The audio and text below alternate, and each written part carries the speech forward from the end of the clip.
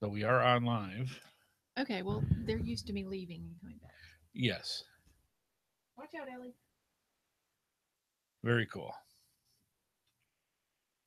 Okay, the pre-show is about to start up as soon as wife Amy comes back from the front room of our massive complex and comes back in, and we'll start the pre-show because she forgot her phone, and heaven forbid anybody forgets their phone anymore. It's kind of like, Well, I wanted to read the email off of my phone instead of the screen. all right, but be careful when we do this because there's a spot for it. That's fine. Okay, like at the end of it, because you tend to, how do I put this nicely? Oh, Jesus. You just tend to kind of Stop. barf stuff in when you I do. I when do. yeah, Well, and there's a place. I'm just okay. saying. All right, then I'll wait.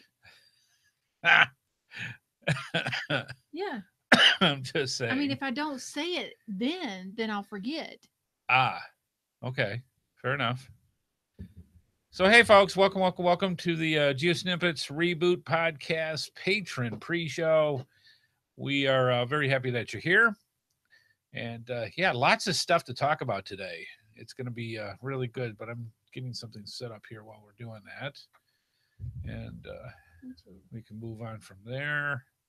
That's set. All right, so that's set. So yeah, it just welcome. It's been hot here in North Kakalaki. The um, the average temperatures, I would say, for the past week or so have been at least in the upper 90s. Very few days below that. Matter of fact, we had a major front go through yesterday, and power went out here for a few hours, Oh, I guess I need my earphones. and that always makes it interesting. So yeah, it was one of those things where we were just kind of going, uh, "Hey, Two Wobbles, how you doing, Uncle Casher? How you doing? French Harps here. Yeah, No, so that was last that week. was last week. Sorry, I just glanced at Keep the. up. I'm just glancing at the chat room. So And yeah, that's why I do it and he does not. And yes, that's way loud. and it was very. That's mine. Thank you. And yours is number 3. There you go. Why am I number 3? No, No, it's that's actually me. Okay, I'm number 3. You're number 2. okay. I was like, Thank you, number 2. I'm just saying.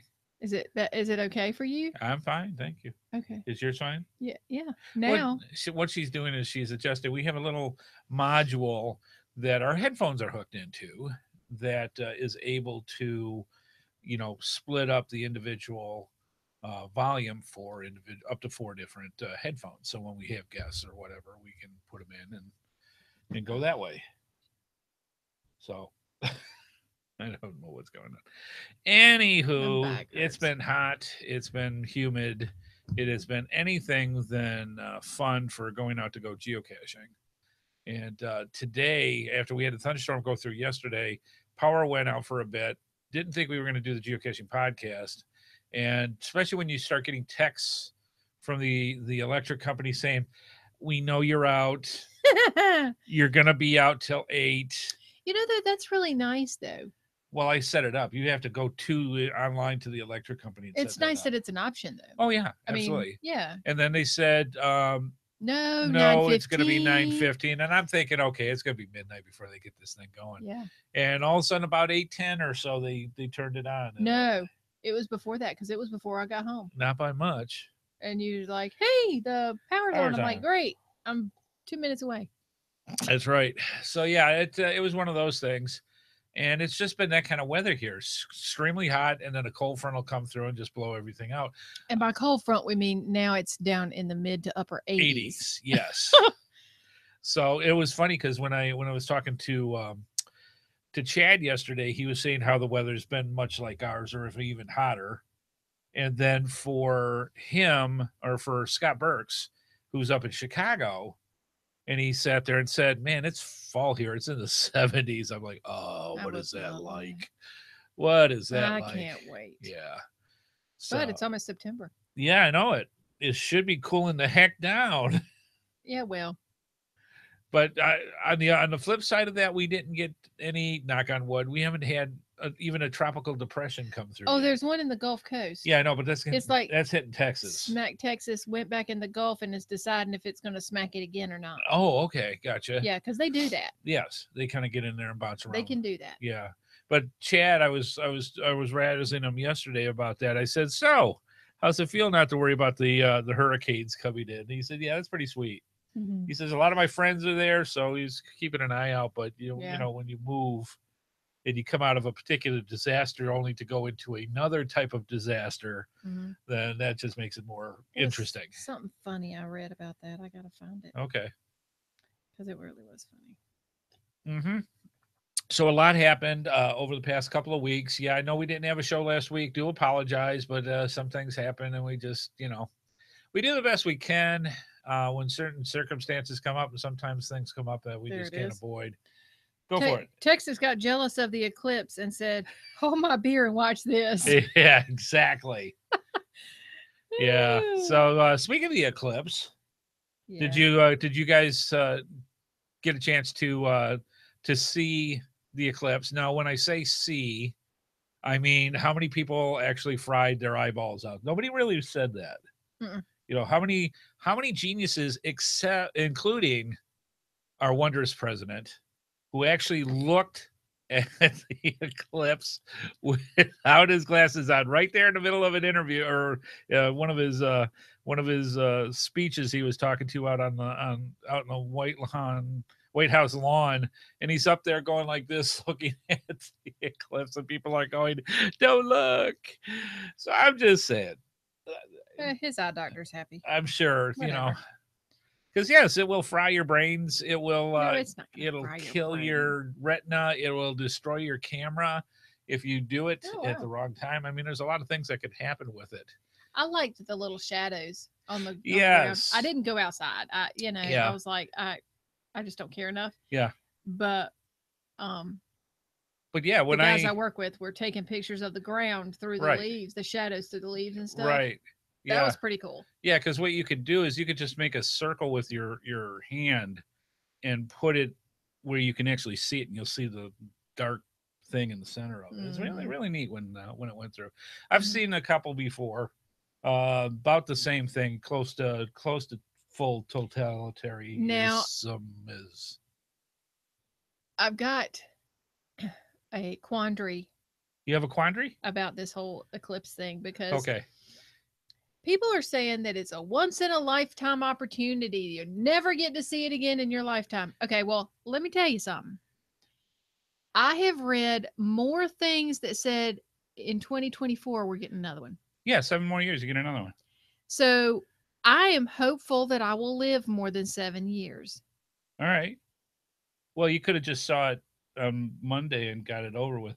No, what they're talking about, it's not if you see an eclipse in your life, if you're in the path of totalitarian where it's completely covered, that you may only see once in your lifetime.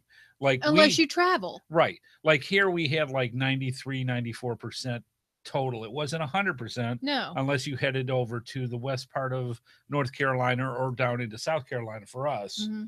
Then you could be in that path where it's completely covered. Right. We were close enough for hand grenades and horseshoes. It got cooler out. The lights went on outside. Yeah.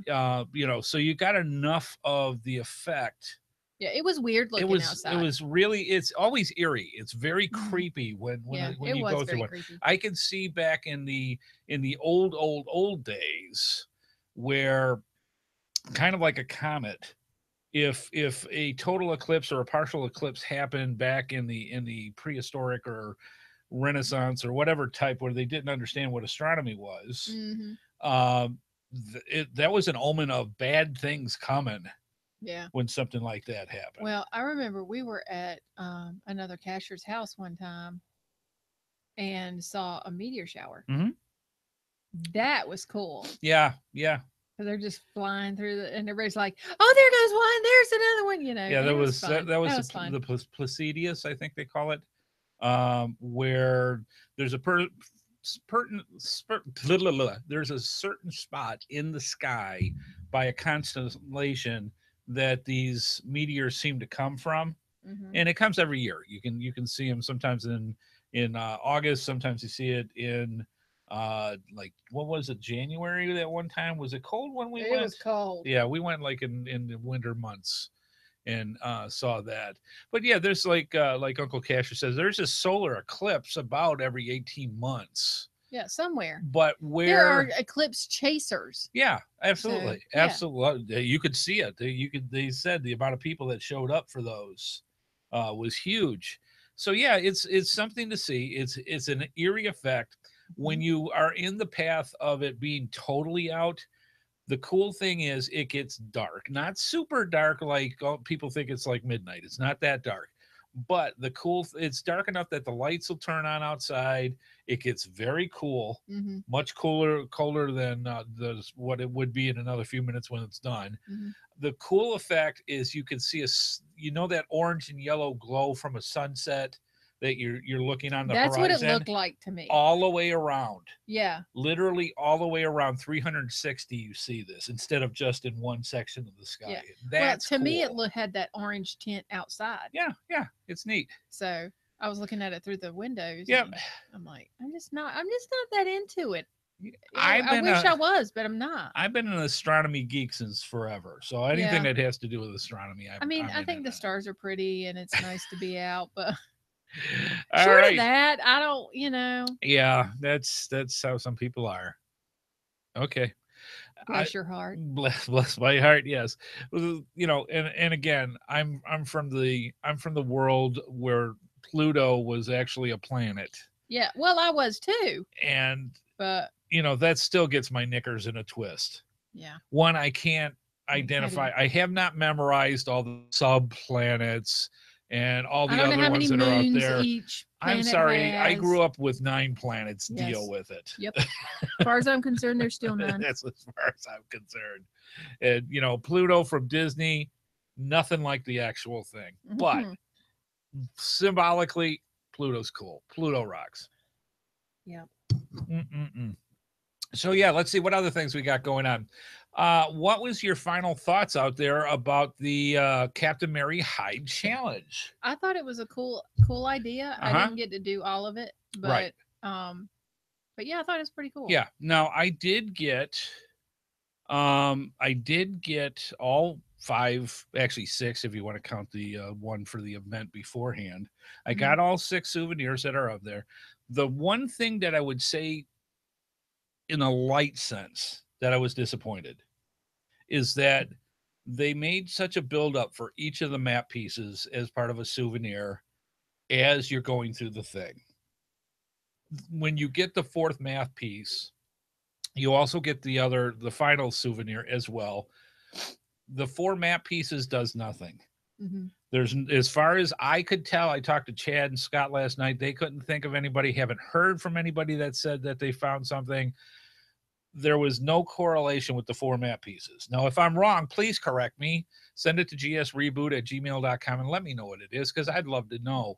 But from what I understand, there was no direct anything with the 4 map pieces. So you were waiting each week for them, and it's like, yeah.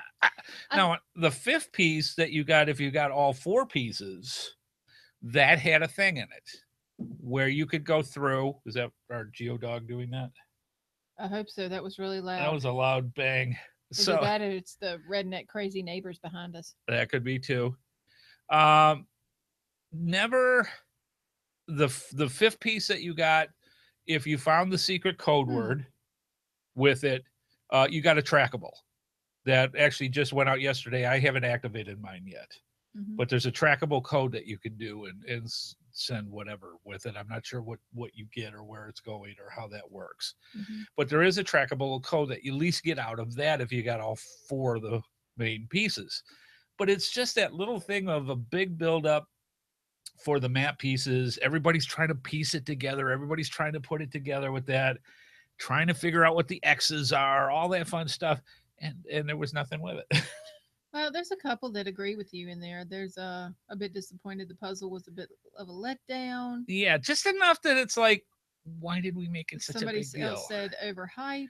Yeah, I mean, and it was fun. Don't get me wrong. It got people out. It got people going to do things. The pirate theme was a riot. I had a blast with that. Yeah, I think overall it was good. Yes, I do too. Yeah. But just that's the only, if I have a beef, that's my only beef. Well, is that's pretty small in considering. Yeah, I mean, you still get a trackable for the 5th piece, but there should have been something, some way of something that you solve where it's like, ha, pirate. Nobody is. They're not going to please everybody. No, they're not, especially me. Right, you are always going to find something wrong. Yes.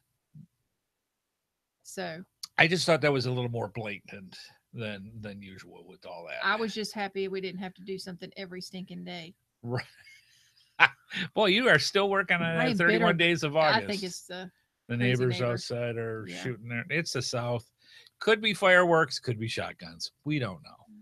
It's that's how they do their stuff. Maybe he'll fall in his pool. Well, it's hard to say. We got a crazy neighbor behind us. Everybody's got that crazy neighbor. We got a crazy neighbor behind us. Has 2 great dogs though. Yeah. Now, I will say real quick before we jump on to other stuff, the thing that I got when I got the congratulations, what I got was congratulations on finding the lost treasure of Mary Hyde. Your free trackable code will be emailed to you by August 24th, which actually did show up yesterday, 2017, with instructions on how to use it. So we'll have to try that and see what actually happens. But that's what you got if you got it. So interesting stuff. Okay. Oh, so that's going on with that. We've got a huge announcement that we're going to be talking about today. Matter of fact, we were going to talk about something completely different, was my plan. And the announcement that came out of Geocaching HQ today, I think supersedes everything because people have been talking about this forever, at least since 2005. So we'll get into that in a few minutes in the show. A couple other things. Let me show you some of the stuff that we got going on. For the people or person, I should say, that did about the quiz for quiz number 13. We came up with a coveted prize. I thought this was really kind of cute. It's kind of a twofer for this. This is out of GX Proxy, and what it is Signal the Frog earrings. These are both trackable, by the way. Signal the Frog earrings, and for the guys or girls, you can't say anything anymore. There's like a trackable signal key fob type thing that you can put on. So, I see. Yeah. Yeah. So I thought those were cute. We've given away the earrings before, but we never gave away the little key thing as well. So you get both. Whoever's going to win that tonight for doing the quiz. The remarks for the quiz were actually kind of very nice. Basically, we got, keep doing the quiz because we love quizzes is one of the general consensus. The other ones are much better than the acronym quiz because nobody liked the acronym quiz. So I got a lot of that. I didn't really care for it either, and I knew the answers. Yeah, so, really. Yeah, and then you try stuff new and you see what happens. Yeah. The other part was, and I love this out of the last quiz that we have, and most of the other ones that we do, is that I learned the phrase that I heard a lot was I learned something that I did not know before. Yeah. With that, which is what we want. We want you to have ways of learning the different things and different aspects, and doing quizzes are the one of the best ways to do it. If I could figure out a way of how to do it, one of the things that I used to do, yes, I was a Sunday school teacher many, many years ago. And one of the things that I loved to play with my kids, which were 3rd and 4th graders, was a thing called Bible baseball. And with Bible baseball, you came with this little booklet with about, 200-300 maybe questions that are on there. And you rolled the dice, and depending on what the number was with the dice, said if it was a foul or a strike or first base, second base, third base, home run, that kind of thing. And the higher the the base that you went to was more difficult questions. Mm-hmm. And we went through that book over a course of actually several years with the different students that I had. Even at going over the ones that were originally they'd already had, still it was one of those things where they, they'd pick up on it and just had fun. And it was just a great way of testing kids for that. So that's kind of like what we do with the quizzes, is that a lot of times we'll go through and just ways of different people to learn their facts that they didn't realize they knew, or facts that they were generally learning. So that's why I like doing that. Lots of fun. The other thing that we're going to be giving away is our cash stash. This is really cool. I'm going to open it. All right, I'm going to open it. This is from coinsandpins.com. Since it's a pre-show, we get to show you stuff before we actually... I will have one of these. She fell in love with this. There's different colors. And he's like, we only have one. I said, I have money. So this is what it is. It's a jellyfish. It's a jellyfish. This is actually known as the green jellyfish. Are there different colors? Yes, there's different colors. Now he's purple and green and has green tentacles. And you can get these at coinsandpins.com. And they're very nicely priced. They're nothing overly crazy with it. That's what the back of it looks like. I know it's white, so yes, it's not showing can't really see it. Can't really see it, but the colors it's on got this, like a little sea scheme. Yeah, that's on there. So the colors on this are really kind of cool. So that's what we're giving away tonight for the cash stash.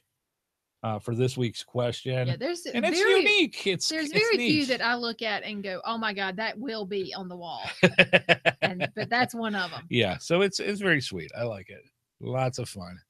And Coins and Pins comes out with some really good stuff. Yeah.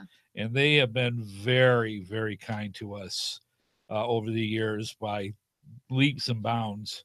And here, I'll let you put that away for me. Because, yeah.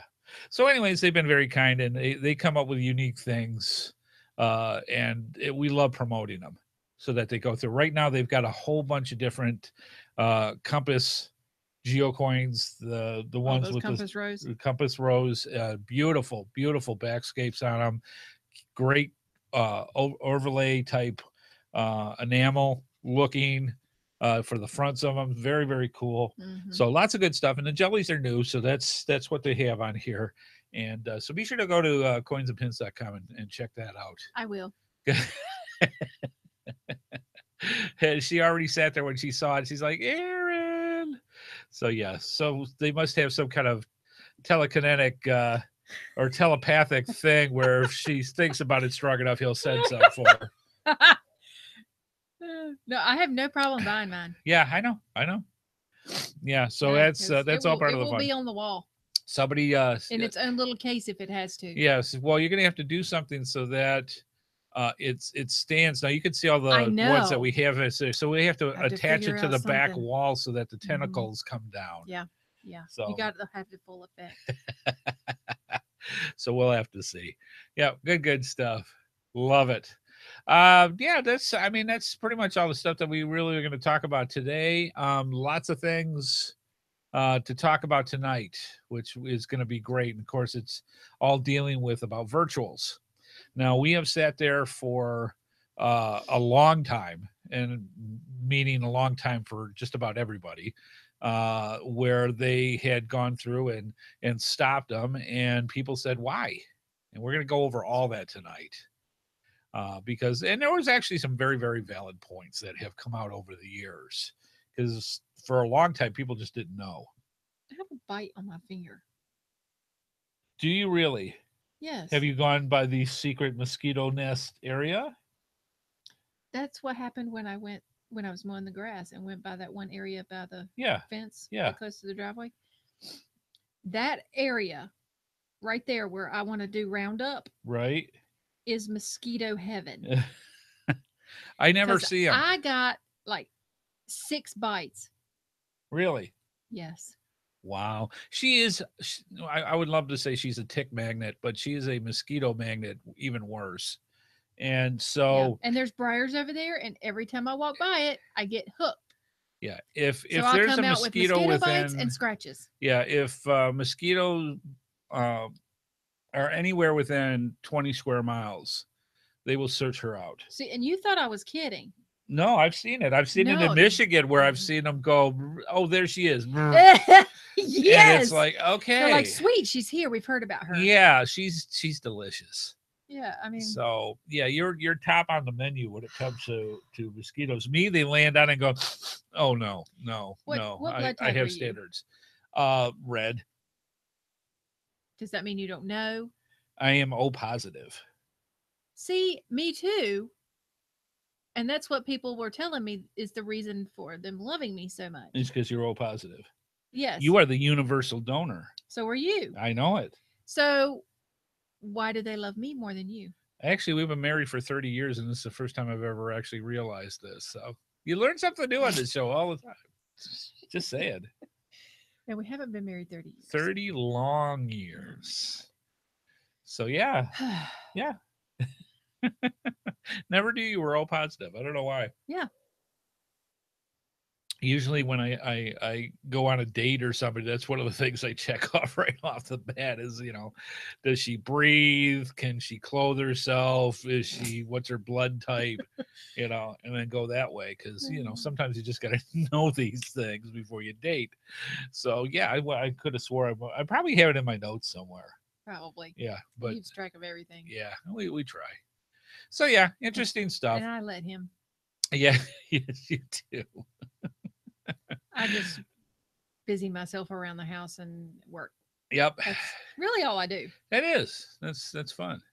All right. Well, it's coming up on 8:30, so I think we're about ready to start because I ran out of things to talk about. All right. Good stuff. So, folks, if you would please sit back, relax, get your favorite libation, your favorite snack. The GeoSnippits Reboot Podcast is coming at you right about now.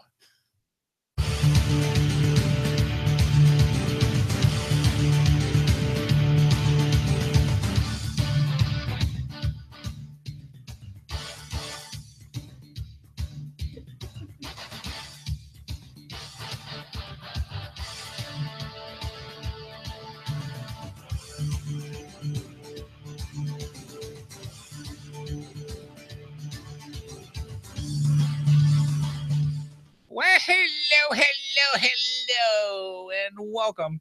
Welcome to the GeoSnippits Reboot Podcast. I'm your host, Andy HeadHardHat Smith, and I'm here with the wonderful, the delightful, the delicious wife, Amy. Only if you're a mosquito. I'm not going to comment on that because I'll get in trouble. Yes, you will. So, yes. Hello, wife, Amy. How are you doing? I'm here. That's good. I mean, it's neat. It's August 24th already, so August is already gone. What the heck's going on with that? Tomorrow is my brother's birthday. Yes, tomorrow is Greg's birthday. Mm-hmm. Yeah, we're going to be going and having a good old time with that. Mm-hmm.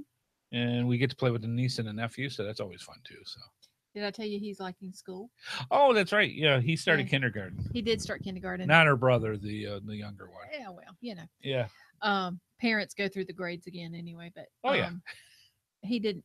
Apparently, Greg was fighting with him over doing his homework and stuff like that because he didn't want to do his homework. And I'm like, I can appreciate that, but because your parents have flat spots on their foreheads here. Oh my god! Bang! Bang! They have flat spots from a lot of things, just not just homework.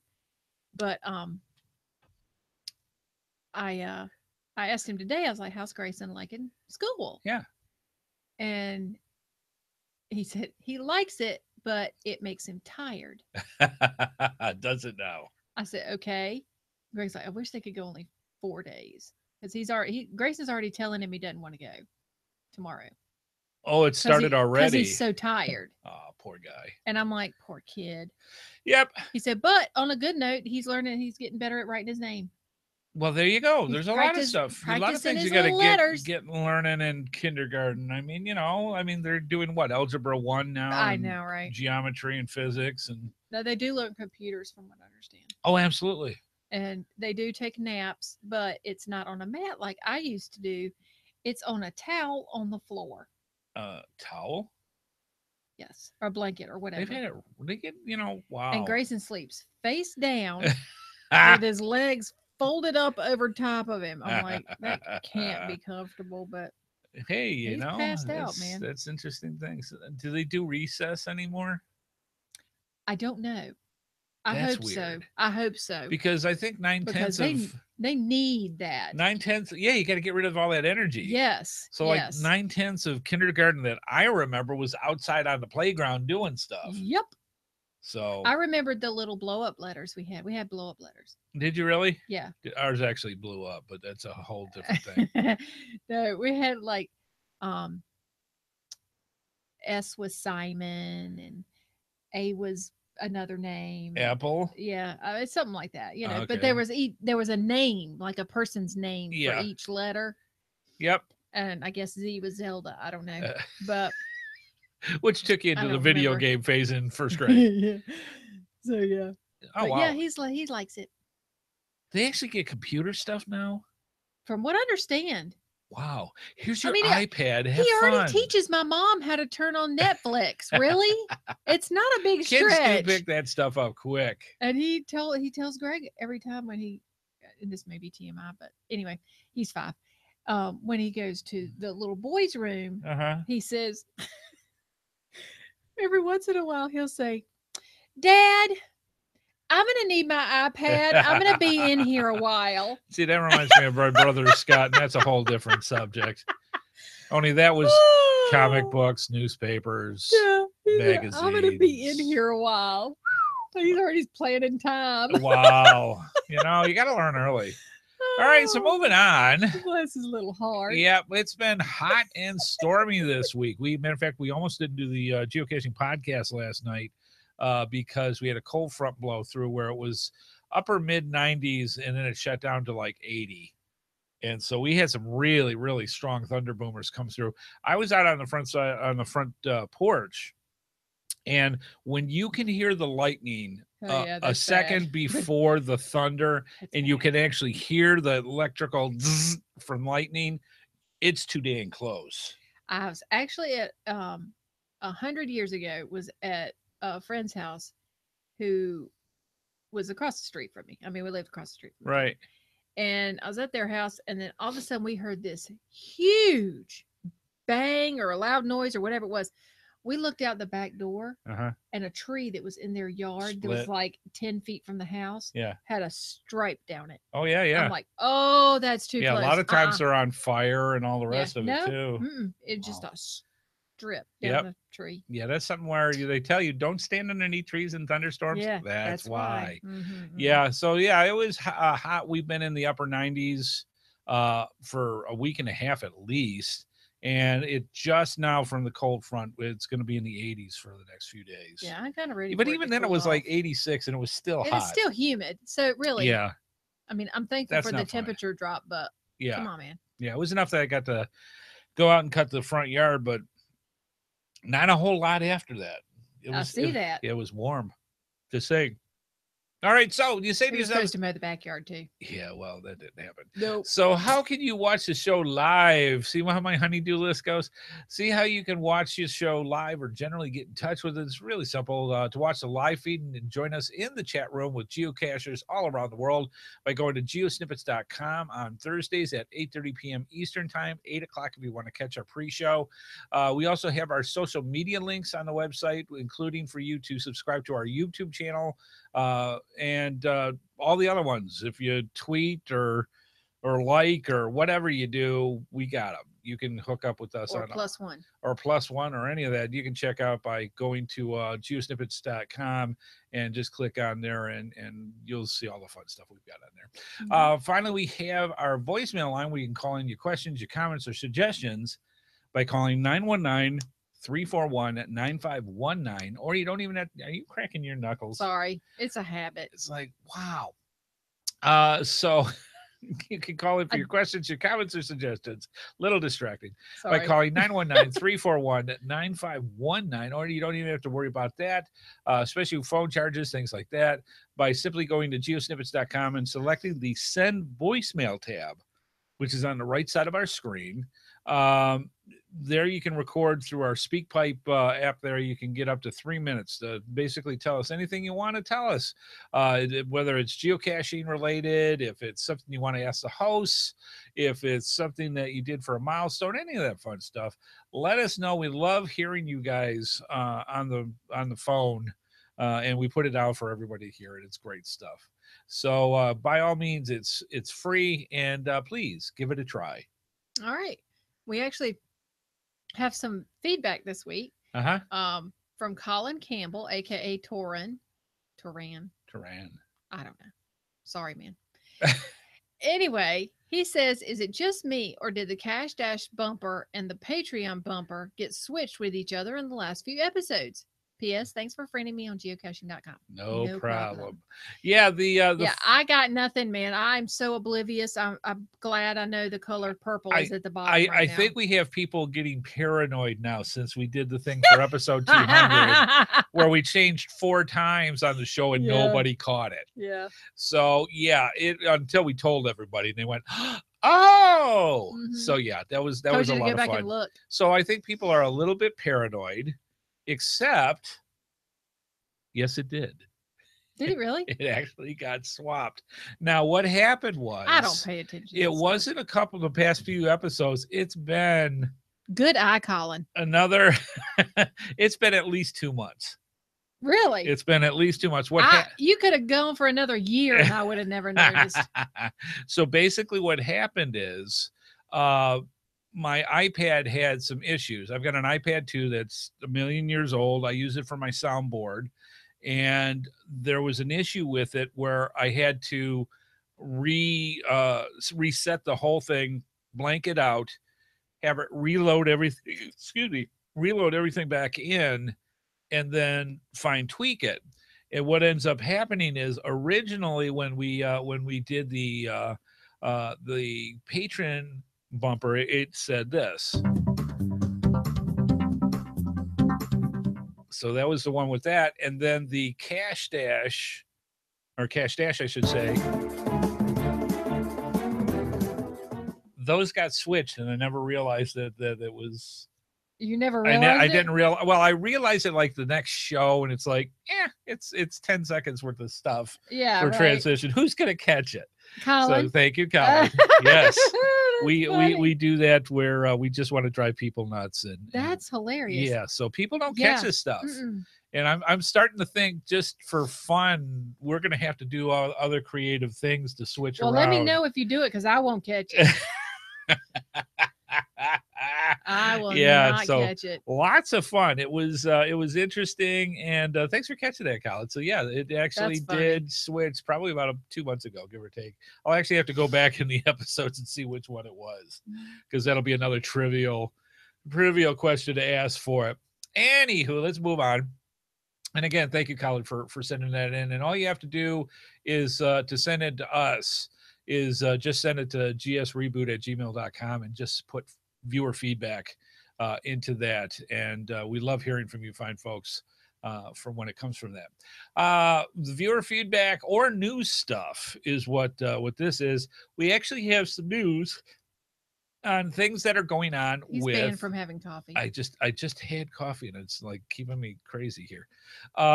They have a new thing going on, and I blame this on wife Amy, because it can't possibly be me and my opinions about things.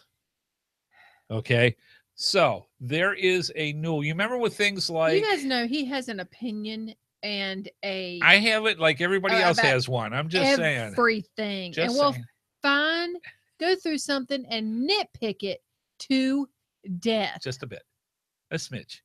Anywho. So the what this deals with is, if you remember the days where we had the Michelin Man and we had the Jeep truck Trackables, and we've had other ones, the whiskey, and we had all sorts of different ones that are out there. There's a new one out there that's deals with Magic the Gathering. Now, do you know anything about Magic the Gathering? I don't even know why you're asking me, because you know the answer. Yeah, well, basically what it is. I'm looking at the name going, X-Land. That's like X-Lax. Why would you do that? I'm going to bring up the picture here so you can see this with her so she can understand. And I'm thinking the thing is pretty cool. I like it. All right, let me bring this up so everybody can see it. Now, if you're listening to us on the podcast, I apologize. We'll try to describe it as much as possible. But this is basically what it is they have, and this is out of the official blog, win a Magic the Gathering trackable and explore. Normally it's Spanish.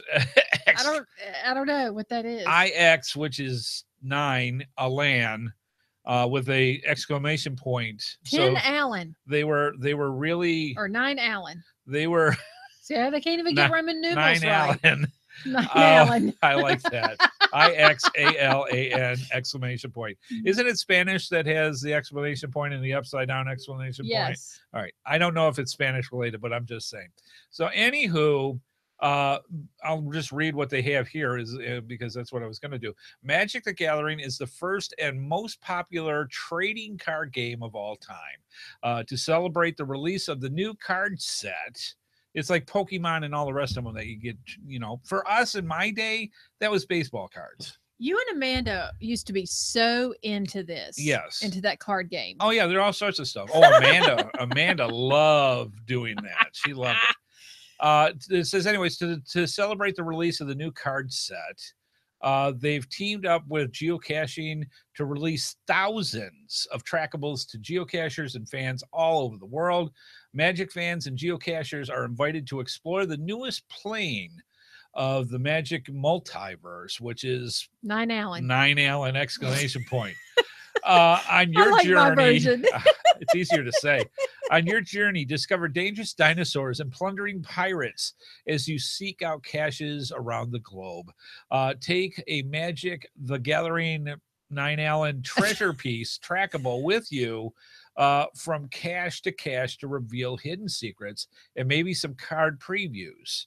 Share your latest findings on Facebook, Instagram, and Twitter using the hashtag MTG Geocachers or hashtag MTGXLN. Just saying. Anyways, it'll be in the notes and the links will be in our show notes. You can enter to win a free trackable. If I'm not mistaken, I think it's just about over. So let me look. Ooh, I need to do it then. All right. I'm just bringing it up now. You have literally 1 day and 7 hours from where we're. You literally have 1 day and 7 hours from the time we're talking here on the podcast, which is 8:45 at night on Thursday. So you got less than a day or a little over a day to go out and fill out your form, answer some questions, and submit. And then that submit the form. I don't know about the rest of it. So yeah, that's what it is. Magic the Gathering has just been around forever. And it's kind of like the Pokemon thing too, where if she's actually going to go do it on her computer. So it's one of those things where you have cards and wizards and you fight against each other based on the powers that are on the cards and all that fun stuff. So that's what that's about. It helps if I spell promotions right. Yes. So do you have that? And I'm going to change this for the nice people while she goes and fills it out. So anyways, that's going on right now. Now my beef that I have with this, that not that I have beefs or anything. Oh my God. Everything they do, you've got to beef with. My beef with this is there are certain individuals in the what do we want to call it? The media that we know so well, either podcasts or videocast type people. We're not going to say any names, Joshua.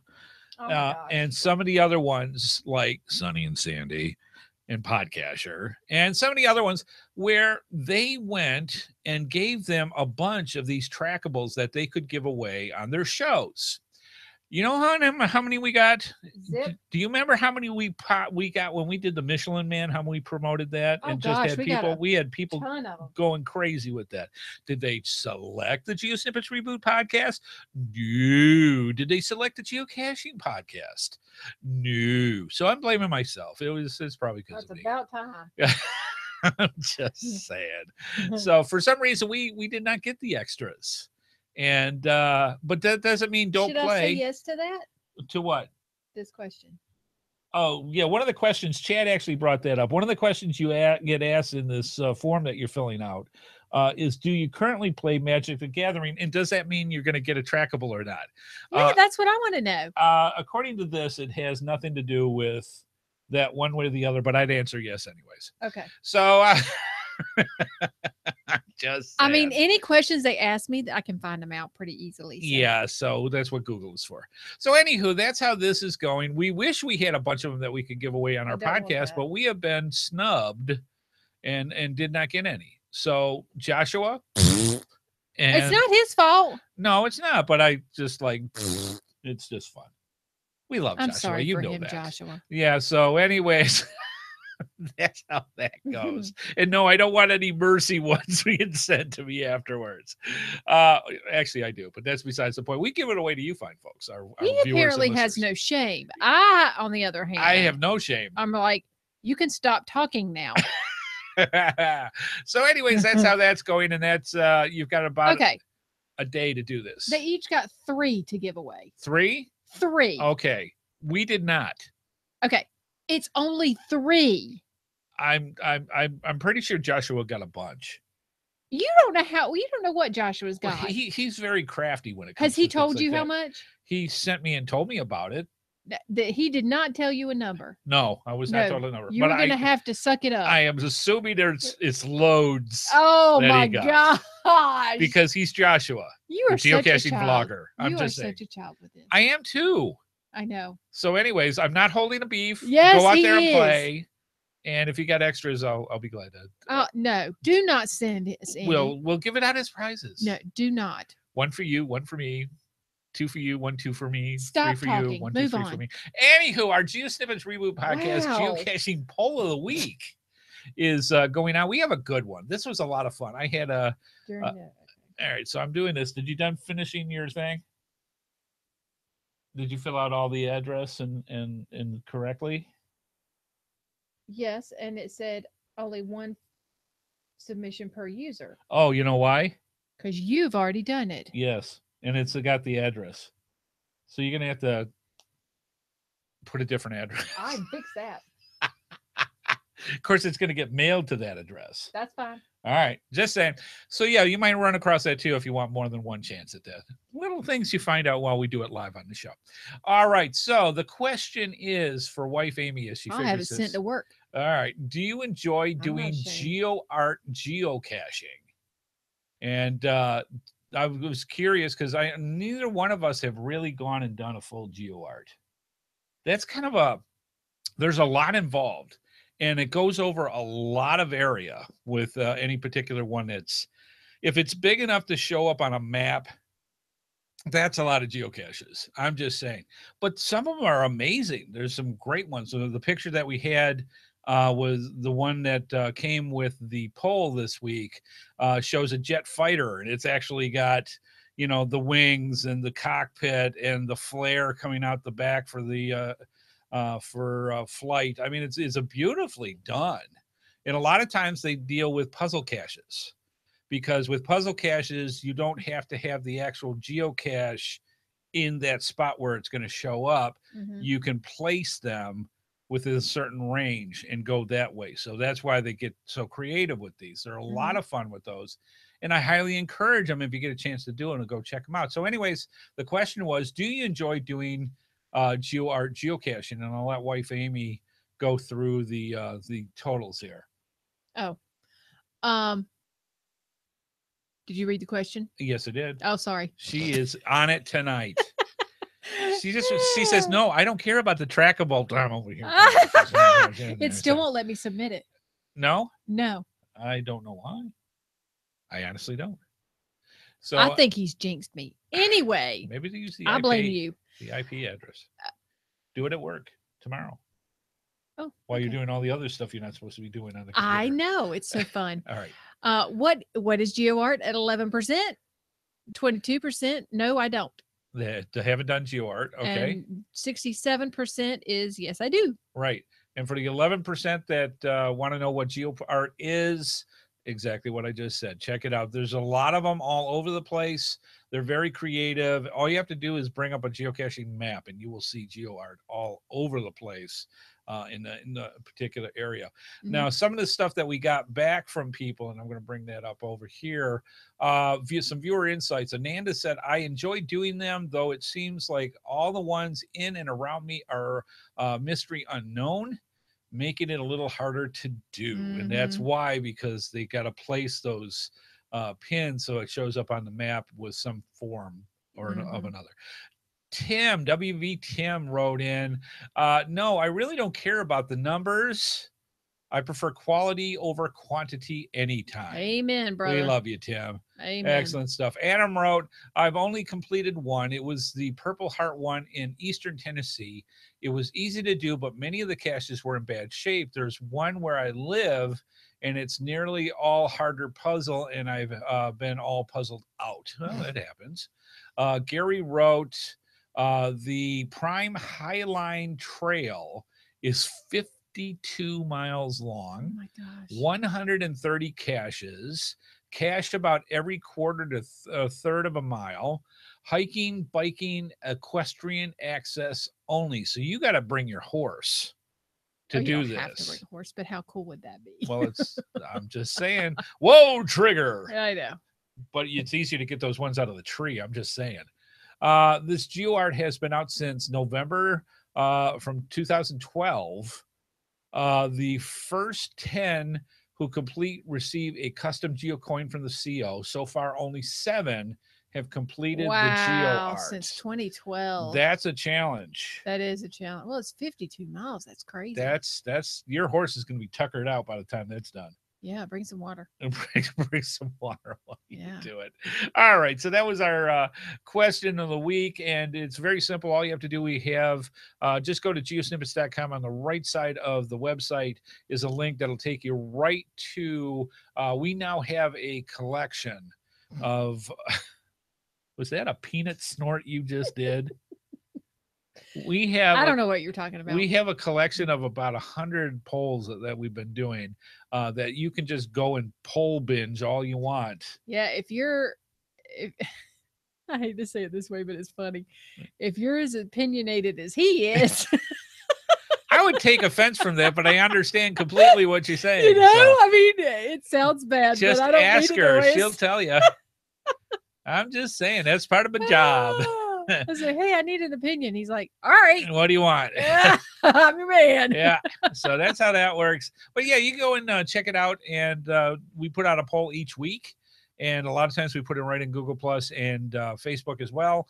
And just check it out. We love hearing from you. And we get some really interesting response from the people that come in and do it. And we get quite a few responses each week.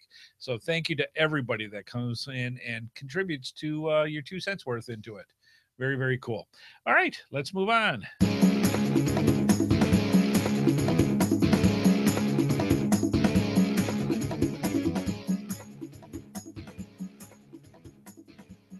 Wife Amy is petting the Geo Dog who is behind us. She lifted her leg like that, so her front leg. So Ellie just got on her first geocaching trackable dog tag that is on her collar now. So she can be, when you come up to see her, when we bring her to different places, you'll be able to say hi and find the trackable number on her collar. So she's all proud about it, and she's prancing around right now. You can see the tail in the back. Yeah, she's a black lab mix and great dog. And anyhow, lots of cool stuff. Tonight's episode is brought to you in part by gxproxy.com and gxproxy.eu for our cachers serious about leaving their mark. And also by coinsandpins.com, the best place to get custom coins, geocoins, lapel pins, and patches made. Go through our GeoSnippits links and use the promo code HeadHardHat for a 10% discount. And FYI for our listeners, you can sign up for their newsletter to get notified of when new coins and patches are available for sale. We're also very thankful to all of our sponsors, and if you want to see more of their products, please be sure to go to our GeoSnippits websites and simply click on their logos. Not only do you get great deals, but it helps our program as well. Absolutely. Okay, one of the things that we promised about from the last show was we would come up with a coveted prize for some lucky winner who turned in the results from the HeadHardHat's quiz number 13. And we got quite a few people in. As usual, the responses we got was a lot of higher scores this time than quiz 12, which will ever be placed in hell because of its difficulty of acronyms. But other than that, a lot of higher scores. We got a lot of people saying, keep the quizzes coming because we love them. And a lot of people saying, what I love about the quizzes is I always get that one nugget that I didn't know before and learn something new. And that's the whole reason why we do the quizzes, is because, one, it's easier for us and we just read and go from there. But it's a lot of fun. It's educational, and it keeps you on your track of your geocaching thought processes and terminology. So anywho, that's how that goes. We went through, and the prize that I'm going to give is kind of a twofer because it's neat. I think these are cool. We don't give them away often, but we love it when we give them away. This is going to be a two-part prize. The first part is trackable signal the frog, and this is from gxproxy.com. Trackable signal earrings. So if you are into trackables for earrings, or your geo spouse or geo person likes them, or if somebody just likes green frogs, there you go. You've got that one. And we also have kind of a key fob here of Signal the Frog as well, also trackable. So we're going to give also hang it on your path tag holder thing. Yeah, hanging on your path tag holder, or your lanyard, or whatever. It's really cool. And again, it's trackable. The person is going to win both of these. So we want to do congratulations. I did the poll earlier today just to help save time. And we want to give congratulations to Tim Green. Tim Green, a.k.a. Merlin1392. You are the winner of those cool prizes just for turning in your score and saying how things are going. So Tim Green, congratulations for winning those very cool prizes. Really neat. All right, moving on.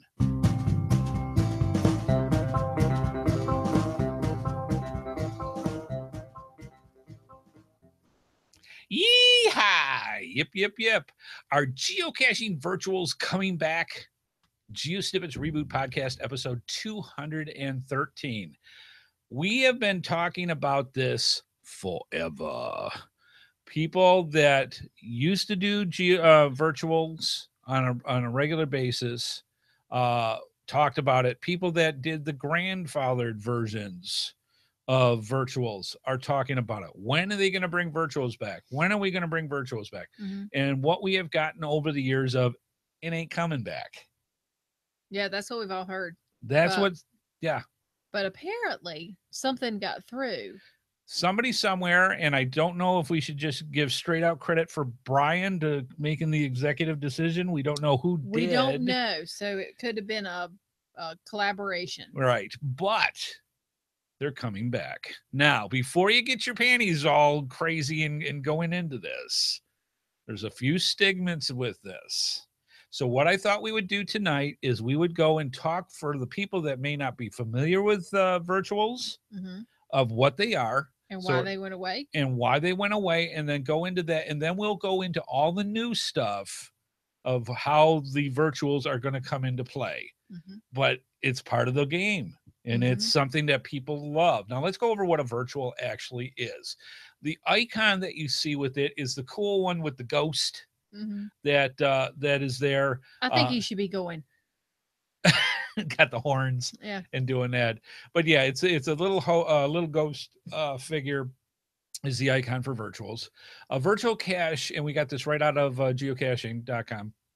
Virtual cache is about discovering a location rather than a container. The requirements for logging a virtual cache vary. You may be required to answer a question about the location, take a picture, complete a task, etc. In any case, you must visit the coordinates before you can post your log. Although many locations are interesting, a virtual cache should be out of the ordinary enough to warrant the logging a visit. So that was the main intent for virtuals. Cool spots, interesting for you to learn. You don't need a container. Now, you can think of all the different areas, historical areas, all these places that you can't put a geocache This was the way of doing that. Okay, so explain the difference between an Earth cache and a virtual, which is basically the same activity. The difference is a virtual does not have to go through the stringent, and I do mean stringent, requirements that an Earth cache does. An Earth cache has to do one, and this is the premise of it, it's a geological formation or process that happens on the planet via a lava tube, a delta, a swamp area, a set of granite with certain things, something that has to do with the earth itself in some form of process that's going on at that time that makes it interesting. One of the spots that we went to not too long ago was for the largest open area of granite in North Carolina. Actually, this part of the planet, actually, and it was very cool. That's an Earth cache. Now, the Earth cache, you have to go through the Earth Cache Association that they have involved with this. It has to go through a review process. It has to be set up as almost a course of information that the geocacher who's going to go onto it learns from. Yeah, I was going to say you're actually educated by this experience, and you give your results to the questions that come at the end. That's an Earth cache. A virtual cache could be a historical marker.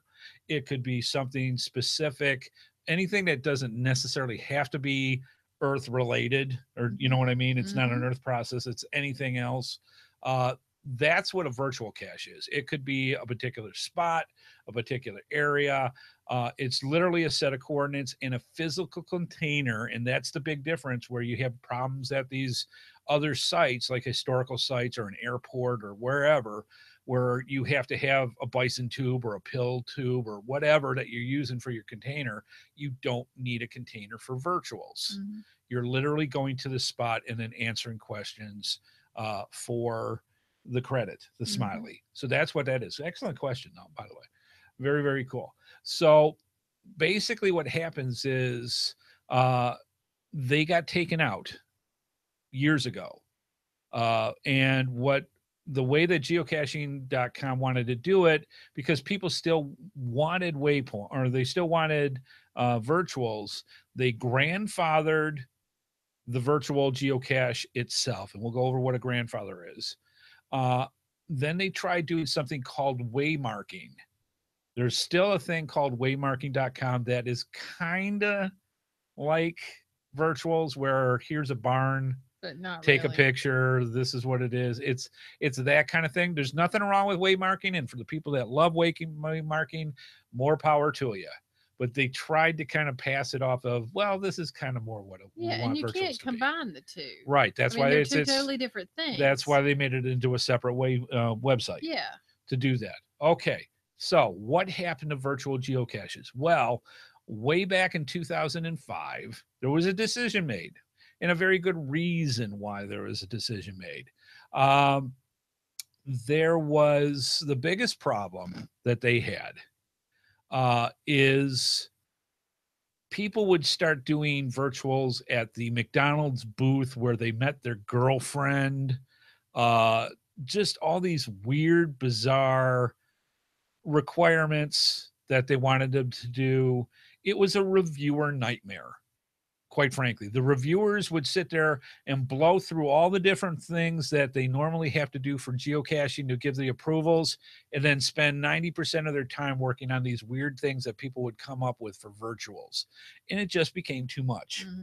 Too much weirdness, too much stuff, too hard to review, too hard to confirm and verify what you're even trying to do. And people, you know how people go on the limits and past the limits and go with that. So you would have stupid stuff. And it just became too bonkers for people to try to do. So they said, okay, enough's enough. So what they did is they drew a line in the sand and said, all right, the virtual geocache is now grandfathered. And what grandfathered means, there's several other caches types that do this. The existing caches of that type can still go on until they are archived. Once they are archived, they're gone. You cannot make any new ones. That's what grandfathered means. So since 2005, Any of the virtuals that you saw out there were ones that already existed, had not been archived, and were still and still are available. So that's how that went. I'm trying to think if there's any other parts that's pretty much the best. I've got the actual description, and then we'll have it in the show notes. But basically, grandfathered caches that cause problems and are no longer supported by Geocaching HQ are eligible to be archived regardless of their grandfathered status. So even for the weird ones where people just went, we don't get it, they're gone. So that's basically what ended up happening with that. So this is another interesting point that is going to have to be brought up. One of the things that happened with geocaches, and I don't remember the year when the ALRs, which is additional logging requirements, was taken out. But what could happen is you could have a geocache, say an earth cache, that you were at, but I want you to take a picture of yourself at the earth cache wearing a poncho and a Carmen Miranda hat and send that in as a requirement for you to get your smiley. You could do that with any of the geocaches back then and put these weird requirements that would happen for it. The kicker is virtual caches use ALRs. So all this time, and let me read what it says here. Basically what the current rule states right now: additional logging requirements, ALRs. A geocacher can log a physical cache online as found if they have signed the logbook.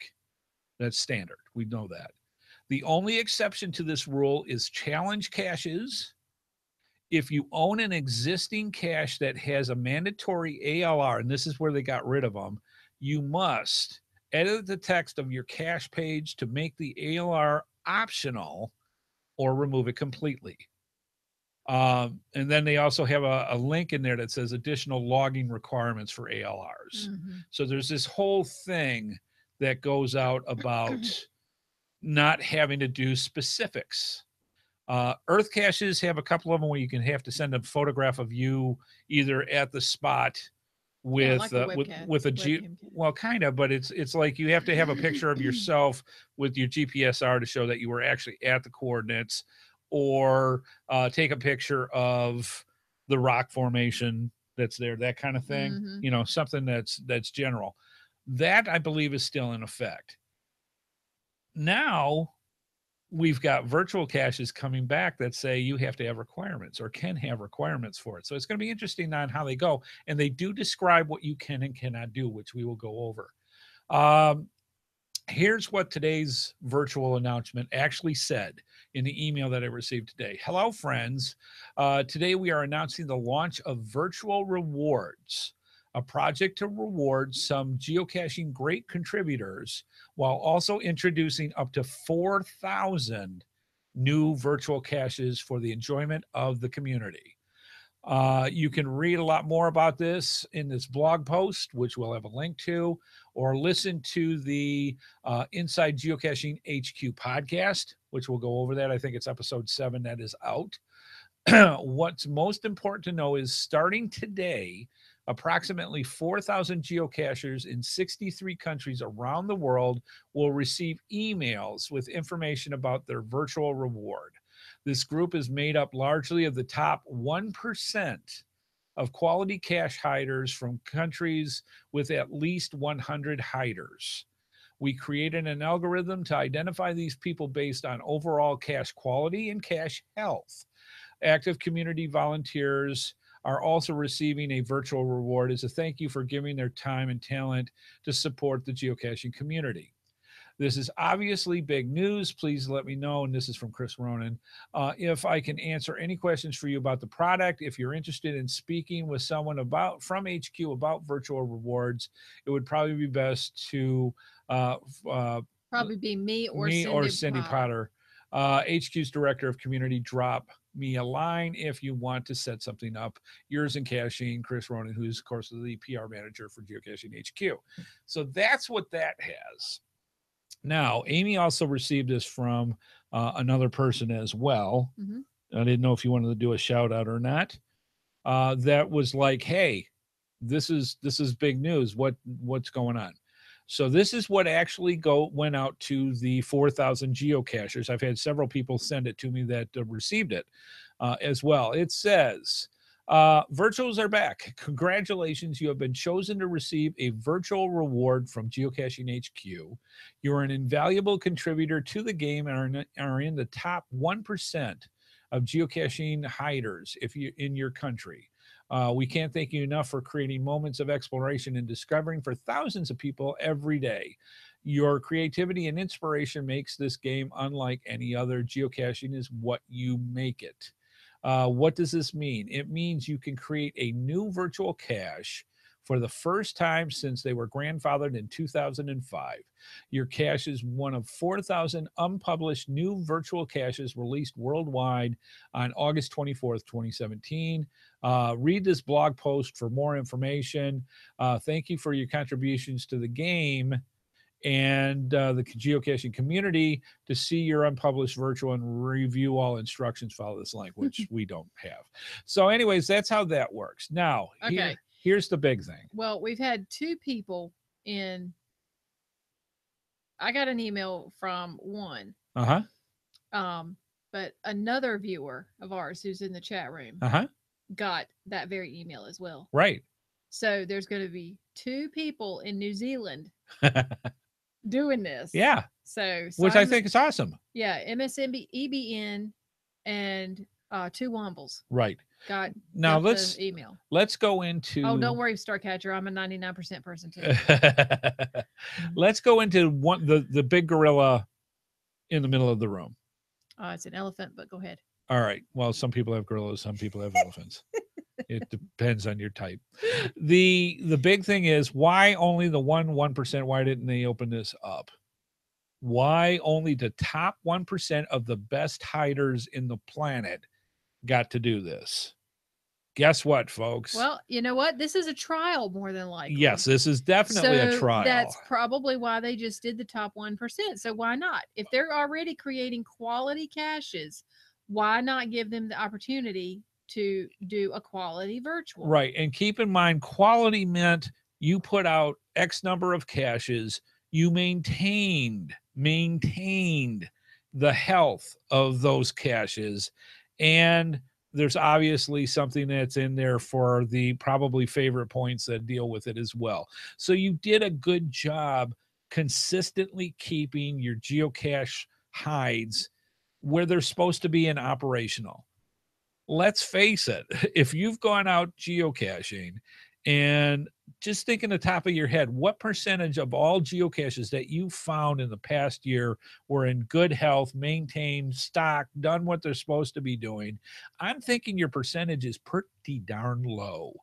So why not have the best of the best out there putting out new virtuals so we don't get the virtual where it's at this particular McDonald's because this is where I met my girlfriend? That, I think, is genius. I didn't get one, and I know a lot of other people, 99% of the other people didn't get them, but I'll tell you what, if this is going to bring virtuals back, I am all for this. So I'm not sure what Amy's doing, but her website went out. Yeah. So anyways, there's no internet connection. Well, obviously there is. So what do you think, Miss Amy? Do you think they're doing the right thing by only doing the 1%? Yeah. Yeah, I do. Yeah, it's one of those things that I think this is a great way to start, and it doesn't mean they can't open things up down the road. Matter of fact, they very much specifically say this is just the beginning. Things can change. Yeah, I mean, you got to put it out there for people and do a trial run if you're going to reopen this, because if you don't want this to end up going stupid off them, then you have to do this. Yes, because if you just open the floodgates, that's nuts. Yes. Yeah.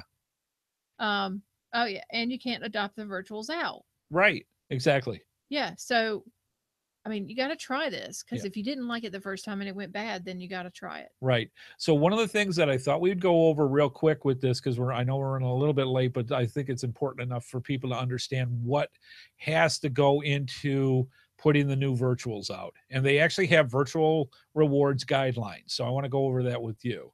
On this is right out of the what they just said here. For visit this link to get more information. On August 24th, 2017, Geocaching HQ offered 4,000 cache hiders the opportunity to hide one virtual cache. Following are the guidelines for this limited release of virtual caches. Now, what that means, who knows? Mm-hmm. Who knows? Find out more about this on the Geocaching blog. All right, here are the guidelines. And they said in big, bold letters, these guidelines are subject to change. Yeah. They're going to tweak this puppy and see what happens. Absolutely. Right. Yeah. They're throwing something out. If it doesn't work, then you change it. Yeah. All right. First one's permission. They're forcing permission. I love this. Matter of fact, I wish they'd do this for all of them. I do too. Yeah. Virtual caches must be placed in locations where geocachers are allowed to enter. Duh. Right. In some sensitive areas, the reviewer can ask for permission to ensure the land manager is aware of the virtual cache. You know what? They need to put that for all Personally, I'd ask for a name. Oh, they got to get written permission name for it. And contact information for the owner, or take a picture of physical permission that they got. Yeah, something. To send it in. Yeah. So anyways, that's in that one. Proximity. Virtual caches have no proximity restrictions. If the cache owner wants to avoid placing a virtual cache with similar content, they can ask their reviewer to check for nearby unpublished caches with similar content. Mm-hmm. Good to know. Vacation virtuals. The cache owner must have visited the location and any additional waypoints in the previous 2 months before submitting the virtual cache for publication. I think that's awesome. Placements near the cache owner's home coordinates are encouraged just for maintenance, I would assume, if anything else. Okay. This has, I know I'm kind of taking your thing here, but apparently there's text that has to be on the cache page when it's published. Uh-huh. And it says, this virtual cache is part of a limited release of virtuals created between August 24th, 17 and August 24th, 18. Uh-huh. Only 4,000 cache owners were given the opportunity to hide a virtual cache. And then it says, learn more about virtual rewards on the geocaching blog. Yep. So that information has to be on the cache page. New virtual cache page. Wow, I did not know that. Yeah. Very good. Very good. Here, speaking of cache page, let's go over that. It's exactly what you said. The text and logging tasks. Now, this is interesting. The text and logging tasks must be submitted. Now, I wonder if they're calling the requirements, the ALRs, now they're just calling them tasks, but I'm just saying to get around it. The text and logging tasks must be submitted in an official language of the location or English. Additional languages are encouraged, but the local language must be listed first. Mm-hmm. Your reviewer may request text in the language they understand to assist with the review process. Mm-hmm. Interesting. So if somebody doesn't speak French, then they can request English. Yeah, they have to do it so that they can confirm. Correct. Yes. Yeah, that's how I was just clarifying. Okay, now here's the big one. This is, I think, what's going to cause the most interesting conversation. Acceptable logging tasks. They're not calling it ALRs, but they're calling it tasks. Acceptable logging tasks. Questions that can only be answered by visiting the location. Tasks for the finder to fulfill. For example, find 5 statues on the buildings around you and post the picture of the tallest one on your log. Photos of the location or GPS device, smartphone at that location is allowed.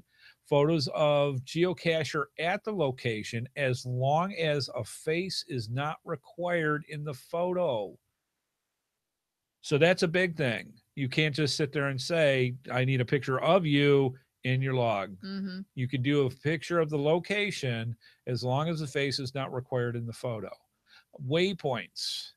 Virtual caches can have additional virtual waypoints. Sorry. There goes their knuckles. I'm sorry. It's habit. Physical waypoints are not allowed. Learn more about waypoints. And they got a link that goes to that. So virtual caches can have virtual waypoints, but they can't have physical waypoints nearby. It would be kind of silly to have it so that you have to go to a waypoint where a bison tube is, where you wouldn't normally have anything anyways. So that makes total sense to me. Maintenance.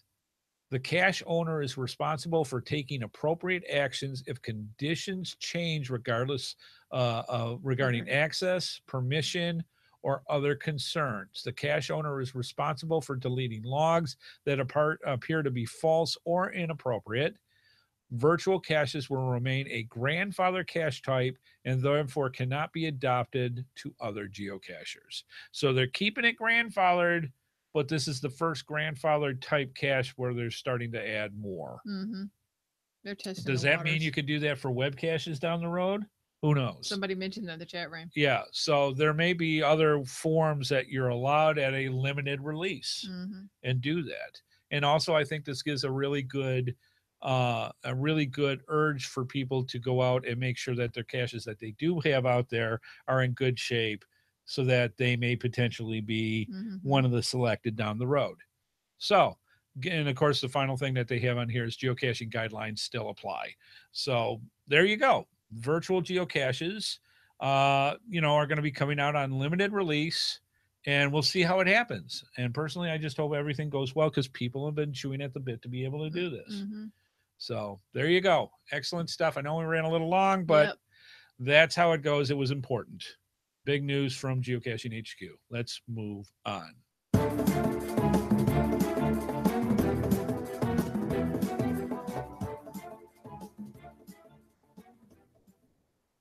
Your support helps keep all of the GeoSnippits Reboot shows running along. Please consider making a PayPal donation through the link on our website to support our efforts in your ongoing entertainment. From all of us at GeoSnippets, we thank you. Absolutely. And please consider, it does cost money to do our show each and every week. And we have bills that literally come in monthly and other ones that come in at the end of the year. Now we're starting to get towards the end of the year. So that's where we encourage, for the people that haven't contributed to the GeoSnippits Reboot Podcast universe, to either go to our website and click on either PayPal or our Patreon logons, just, if you can afford giving us a couple bucks a month, we would greatly appreciate it. Every penny helps, and it literally helps keep things going. So we can't do it without you, and we greatly, greatly appreciate, especially for the new people that just joined in with this. Thank you so much, and for the people that have been with us forever, and we appreciate it. So thank you with that. All right, good stuff. Moving on.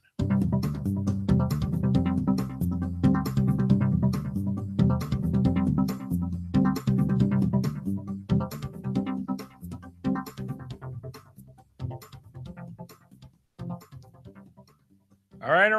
It is time for the GeoSnippits Geocaching Cache Stash. Let me explain what that is. We have some of the best companies in the geocaching world that, quite frankly, want to tell you fine folks about the products that they have. And so they send us these little goodie packages of geocaching love that we get to open up and see and covet and want, and then turn around and give it to you fine folks as prizes. That's basically how it works. That's our cash dash. And it's a great way for you to see the type of things that these other companies have available for you. So last week, we had episode, or 2 weeks ago, I should say, we had episode 212. And wife Amy, if we could, we were going to show them what the prize was for that. Okay. That's weird. It's from cash-advance.com. It's the Lifeline First Aid Kit. Yeah, this is really neat. It's a portable first aid kit, has a little carabiner on top, has all sorts of first aid goodies inside for you. The ones that you need for those little scrapes and bumps and things that have going on that you do when you're out on the trail. And you hook this to your backpack, or you hook it to your geocaching pack, excuse me, and you have it available for you at any given time. And it isn't the time that you don't need it. You realize that you should have had it anyways for the times that you do need it. So have one of these with you at all times. It's going to save some serious stuff down the road. All right. And the question was, according to thoughtco.com, true or false, it was common practice for pirates to have people walk the plank. And the answer is a myth. That is false. Yep, never really happened. Why would they make them walk off a plank if it's easier to throw them overboard? Yes. Pirates had many punishments at their disposal, including keel hauling, marooning, lashes, and more. Some later pirates allegedly made their victims walk off a plank, but it was hardly common practice. Yeah. So there you go. That's another Hollywood favorite that went out and people think is real. People think is real, and apparently they didn't use it nearly as much as we thought. All right, so you saw wife Amy just flip the magic geocoin that we're going to utilize in just a second. Here is our random number generator. Now, the random number generator has a number between 1 and the total number of people that were sent into us for this week's question. And I also have right here is all the emails that were sent in to us. And wife Amy, basically what's going to happen is she's going to tell me heads or tails. If the random number generator brought up 4, it wasn't 4, then, and she says heads, we would count down 1, 2, 3, 4, and that would be our winner. If she said tails, we'd count up from the bottom 4, and that would be the winner. That's just a little bit of random to that. Wife Amy, are we going heads down or tails up? Heads, I'm sorry. All right. All right. Let's see if that's is that good? Yeah. Okay. So the winner is Bible Man Rick. We talked a lot about Bible Man Rick with Chad. He went out to the ape cache that is now available in Washington State. Yep. And had a great time with him. And we love Rick. He's a good friend and fun person to go out geocaching with. Sorry, I'm giving the wife my stuff that she can put in here. So congratulations, Rick. We will get that first aid kit sent out to you because I know this area and terrains you go to, and I'm sure you can use it. So good stuff, and congratulations. So people are saying, well, wait a minute, I want to win this. How can I get into this? Because this is a lot of fun, and you give away a lot of cool things. Well, that is true. We do, and it is a lot of fun. It's very simple. To be eligible to win a prize from the Cash Dash, all you have to do is play. If you don't play, you can't win. Just saying it. All correct answers must be in by 12 noon Eastern time. Now, for tonight's episode, for episode 213, you have to have your answers in by Wednesday, August 30th, 2017. So that's next Wednesday. Email your answers to gsreboot@gmail.com. That's gsreboot@gmail.com.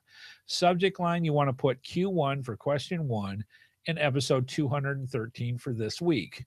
So gsreboot@gmail.com, subject Q1, episode 213. That's how we separate all the different contests that we do. All correct answers will be put in a drawing just like you saw. Some weeks for the people in the live chat room, we have a second prize. Sorry, folks, not tonight. We just ran too long for this.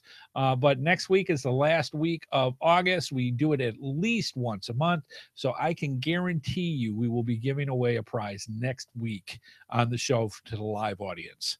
It just gives it gives incentive for people to come in and watch us record the show live and also participate with the chat room. And 2, it's just a lot of fun to give away stuff for you fine folks. So next week, we will be giving away a live prize. But before that, we have a really cool prize for this week's episode. Wife Amy, could you explain what that is? It is from coinsandpins.com, and it's it's the green jellyfish geocoin. It will be in my collection. Maybe a different color, who knows?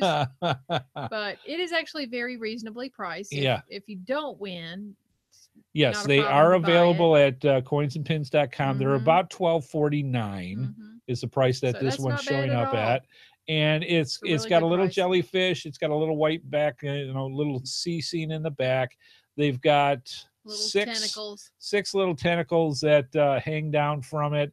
And it's just a really cute geocoin. Something unique for your collection. And again, you can get that at coinsandpins.com. And he takes it out and he can never get it back in. I can never give it back in, so I'm going to give it to you. Okay. Yeah. So anyways, that's the prize for this week's question. And do you want me to do the question itself? I am trying to put okay. So the question is for episode 213 this week. What year were virtuals originally grandfathered? May have heard it a bunch of times tonight because we were paying talking. Attention. Yep, you got it. What year were virtuals originally grandfathered? So send your answers in to us at gsreboot@gmail.com, and we will see who wins that really cool geocoin from coinsandpins.com. All right, good stuff. Let's wrap this puppy up.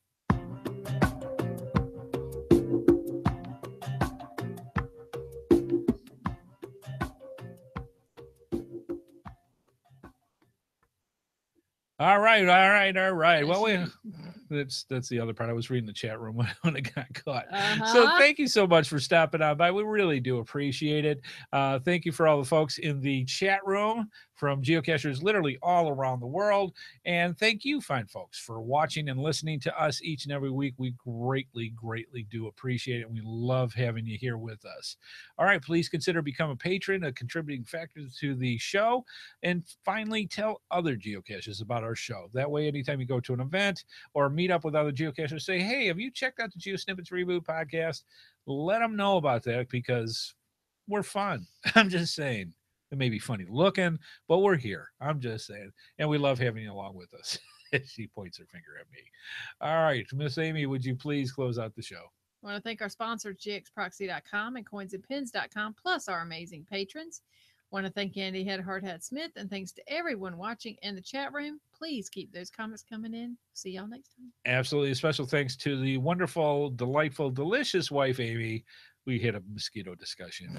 You'll check out the pre-show. I'm just saying. So thank you, darling, for everything that you do. Mm-hmm. It's great. It's good to see that you got connection back. That's awesome. I know. The internet actually disconnected, and my laptop is not charging. So more technical difficulties of which to take care of, and I'll take care of that fun stuff. Yeah, but anyways, because I'm going to bed. We're not going to leave you into that. So have a good one, folks. Have a good one. Have a safe one. The weather's crazy out there. Keep yourself hydrated. Keep yourself cool. And we will see you next week on the GeoSnippits Reboot Podcast. See you out on the trails, folks. Bye-bye.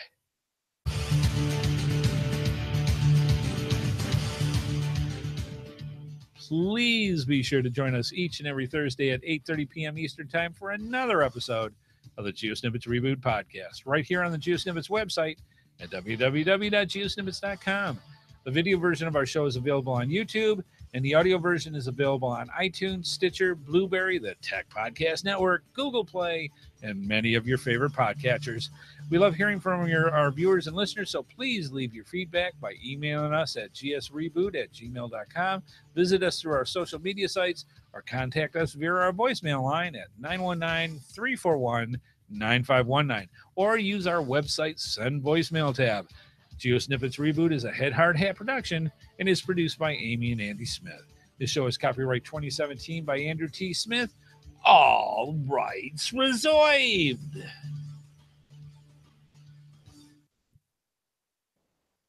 And clear.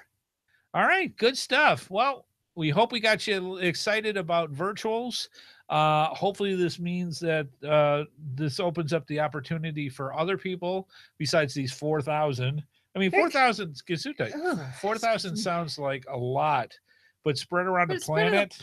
Yeah, that's not a lot. Yeah, so we'll see what happens. And there's at least going to be 2 more in New Zealand. Yeah, so I'm just saying. Another excuse to go. Mm-hmm. I'm just saying.